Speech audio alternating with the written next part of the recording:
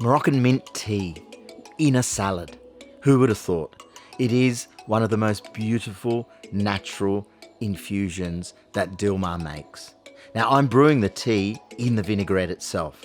As it sits there, the flavours of the mint will come out. I've enhanced it with fresh mint, but also turmeric and garlic. The turmeric's so good as an anti-inflammatory, also adds great flavour. Season gently, but ensure that it's seasoned well.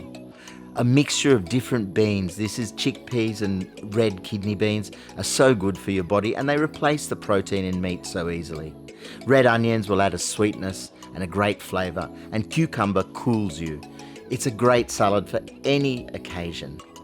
Fennel, I love. Fennel's available all year round. It has a great anise flavour and again will go so well with everything else. The celery and the mandarin will just add a little bit more of a tang.